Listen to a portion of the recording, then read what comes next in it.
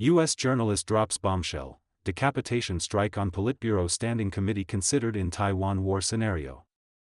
Chinese netizens continue charging the tower, military drills mocked as fishing bombs, basically successful, become sarcastic meme. Massive protests erupt across Iran, president faces ouster crisis. Times Square New Year's Eve countdown, no restrooms inside, heavy security measures. President Kennedy's granddaughter dies of cancer at 35. Here are the details. Hello everyone. Today is Wednesday, December 31, 2025. First, let's look at this major revelation. U.S. journalist says decapitation of Politburo Standing Committee is one of U.S. military's Taiwan war options. The Chinese Communist Party's recent large-scale military drills surrounding Taiwan have drawn global attention. How the United States might respond to a future Chinese military attack on Taiwan has once again become a heated topic. On December 28, veteran U.S. national security journalist Bill Gertz posted a stunning message on social media. He wrote that if the Chinese Communist Party launches a military attack on Taiwan, Soleimani-style drone decapitation strike, similar to the one carried out against Iran, could be repeated in Beijing, with targets including every member of the Politburo Standing Committee. Up to and including Xi Jinping, chairman of the Central Military Commission. Gertz wrote on X. If the CCP launches a military attack on Taiwan, Soleimani-style drones will repeat the attack in Beijing against every Politburo Standing Committee member, including CMC Chairman Xi Jinping. There is a force in the world capable of stopping the PLA. The Chinese Communist Party, like its predecessor the Soviet Union, will ultimately be swept into the dustbin of history. The Soleimani-style drone strike refers to the January 3, 2020 U.S. operation that killed Qasem Soleimani, commander of Iran's Islamic Revolutionary Guard Corps Quds Force and the de facto second most powerful figure in Iran's military hierarchy. According to detailed reporting by Middle East Eye, Soleimani arrived at Baghdad International Airport on a commercial Cham Wings Airlines flight, where he was met by Abu Mahdi al-Mohandes, deputy commander of Iraq's Popular Mobilization Forces. Both men were long on the U.S. wanted list. To avoid detection, they avoided smartphones and traveled via commercial flights and civilian vehicles. However, U.S. drones had already been tracking them. After they left the airport, a U.S. MQ-9 Reaper drone launched missiles at their convoy, striking both a Hyundai Starex van and a Toyota Avalon sedan. Soleimani's remains were later identified by a ruby ring. Then, U.S. Defense Secretary Mark Esper said the strike was carried out to protect American lives. President Donald Trump stated at the time that U.S. policy was clear: those who threaten Americans will be eliminated. Esper later added that if deterrence fails, the U.S. military will decisively fight and win. The precision and speed of the U.S. drone strike shocked the world, and its strategic impact continues to resonate today. Would the U.S. carry out similar drone strikes against top CCP leaders if China attacks Taiwan? This question resurfaced after details of the 2026 National Defense Authorization Act, NDAA, were revealed.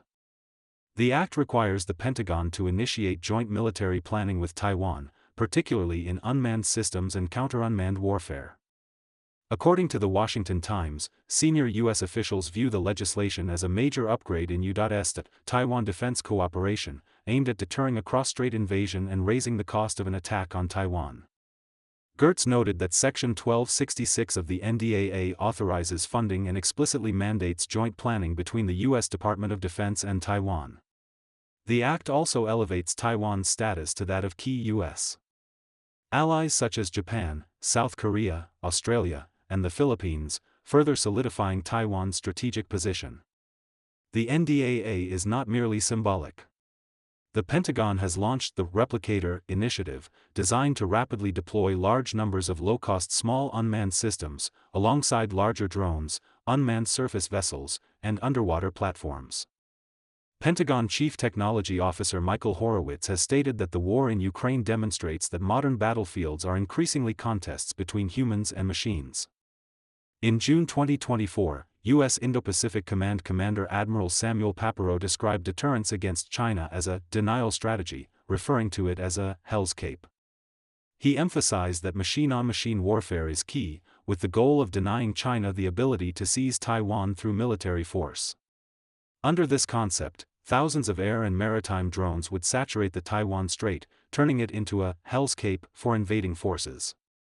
The NDAA also requires the U.S. Coast Guard to expand joint training with Taiwan's Coast Guard to enhance law enforcement, maritime security, and deterrence capabilities. Observers believe that unmanned saturation warfare, joint planning, and legislative backing mark a qualitative shift in Washington's Taiwan policy. Gertz previously wrote in 2022 that history has shown appeasement only invites war. Beijing's choices will determine whether the Taiwan Strait remains merely a potential flashpoint or becomes a real battlefield reshaping the Pacific Order. Next, Chinese netizens continue charging the tower. The phenomenon of Chinese netizens charging the tower has persisted for over a month, becoming increasingly diverse in form and scope. Recently, netizens exploited loopholes in official propaganda to openly mock the CCP system. From military drills around Taiwan to failed rocket recovery attempts, comment sections have been flooded with sarcasm, reflecting growing public discontent. On December 29, the PLA's Eastern Theater Command launched another round of drills around Taiwan. On the morning of December 30, it announced long-range live-fire exercises in waters north of Taiwan, claiming they had achieved expected results. Yet all 2,805 comments under the announcement crossed political red lines. Netizens mocked the phrase, achieved expected results, asking sarcastically, what results, and, is the expected result a boat full of seafood? Others quipped, that's impressively stupid. Some suggested the expected result was simply successfully posting on Douyin, implying the drills were mere domestic theater. Others mocked the exercises as bombing fish, with comments like, the ribbonfish and mackerel must be terrified. One user parroted official rhetoric. Our country bursts onto the scene, fierce and righteous, turning the tide, supreme and unmatched, successfully conquering the relevant waters. Some referenced Trump's comments, saying, even Trump couldn't help laughing, and they're probably laughing themselves silly next door. On the 29th, Trump told reporters that China has been conducting naval exercises in that region for 20 years, and in fact, they used to be even larger. Some netizens joked that Trump talks too much and even spoils the plot for Beijing. Others mocked CCP jargon. I've really learned a lot of new words from you. Expected results, basically successful. Basically means not successful at all. Thanks, I'll use this in my performance report. Another hotspot involved the failed recovery of China's Long March 12A rocket. 2 reusable rocket tests at the end of 2025 both failed to complete recovery. Yet Xinhua claimed the tests were basically successful and even called them highly significant. The comments exploded with sarcasm. Reunification, basically achieved. The economy, basically improving. The people, basically happy. The CCP, basically collapsed. Chip development, basically successful. If there's a war, I'll basically show up. After sarcastic videos spread, some accounts were banned, prompting netizens to remark, why ban them? Is that all you can do? Clearly, the growing clarity of public awareness has become one of the CCP's biggest headaches. Next, massive protests erupt across Iran. Large-scale protests have erupted across Iran in recent days, triggered by worsening economic conditions, currency collapse, and soaring inflation. What began as merchant strikes in Tehran's Grand Bazaar quickly spread to cities including Mashhad and Isfahan, as well as university campuses nationwide. This marks one of Iran's largest economy-driven protest movements in recent years. Demonstrators chanted slogans such as, "Don't be afraid, we stand together," and "Death to the dictator," demanding President Masoud Pezeshkian step down. Security forces deployed tear gas and batons, leading to violent clashes in some areas. The protests have expanded nationwide, with students joining in major cities. Unlike previous movements dominated by youth, this wave includes middle-class and working-class participants. Iran's economic crisis is severe. The rial has hit historic lows, with official inflation at 42.2% in December, and even higher increases in food and medical costs. International sanctions and U.S. Israeli strikes on nuclear facilities earlier this year have further worsened conditions. President Pezeshkian responded on December 29, promising dialogue and reforms, while dismissing the central bank governor. However, state media has downplayed the political nature of the protests. Former Israeli Prime Minister Naftali Bennett urged Iranians to rise up, while former U.S. Secretary of State Mike Pompeo voiced support, blaming regime corruption and extremism. President Trump stated during a joint press conference with Israeli Prime Minister Benjamin Netanyahu that the U.S. may strike again if Iran rebuilds its nuclear program. Next, Times Square New Year's Eve countdown. The Times Square New Year's Eve celebration begins at 6 p.m. Eastern Time on December 31 and is expected to attract over 1 million people. Authorities have announced strict security measures. Temperatures are expected to hover around freezing, with wind chills making it feel closer to 20 degrees Fahrenheit overnight. Organizers warn there are no restrooms inside the secured area. Attendees may need to wait over 10 hours without bathroom access. Security checks are strict, banning umbrellas, backpacks, folding chairs, drones, and alcohol. Once inside, attendees cannot re-enter without undergoing security screening again.